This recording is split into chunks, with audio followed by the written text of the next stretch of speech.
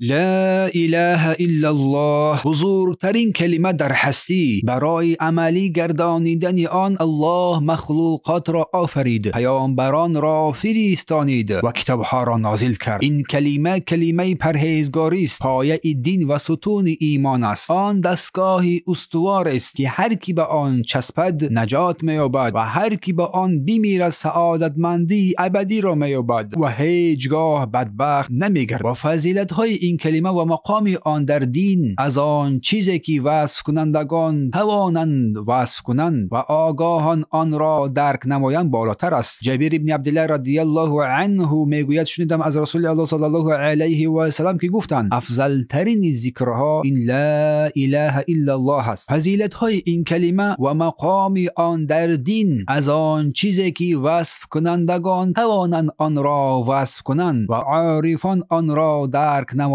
بالاتر است. پس رستگار از اهل دنیا آن کسانی اند که این کلمه را در هر زمان و مکان بسیار بگویند و طوری که زبانش به آن خسته نگردد و دلش از ذکر حضور معناهایش ملال نیز نگردد و همیشه مقصد و مفهومهایش را به یاد آرد و در دل نگاه بدارد. و این کلمه لا اله الا الله از ذکرهای می باشد که هم در شکل محدود و هم در شکل عمومیش در شریعت آمده است تا مسلمانان بتوانند این کلمه را در هر حالت نزدیک یا دور بگویند، در وقتی که فارغ است یا مشغول، در هنگام بیداری یا خواب، در سفر یا مقیم بودنش، در نشستن و ایستادن، در نماز و روزه و در حج و عمره و از جایها و حالتهایی که ذکر آن مخصوصا تأکید شده است پس از وضو می باشد. و این کلمه همچنین از ذکرهایی می باشد که در بیدار شدن از خواب، در میان شب گفته می شود، همچنین در آغاز روز صبحگاهان و همچنین در بیگاهی، پس از سلام دادن از نماز، در حالت اندوهگینی و تنگدلی و در روز عرفه. و رسول الله صلی الله علیه و سلم فرمودند بهترین دعا دعای روز عرفه است و بهترین چیزی که من و پیامبران پیش از من میگفتند این لا اله الا الله وحده لا شریک له له الملك و له الحمد و هو على كل شيء قدیر.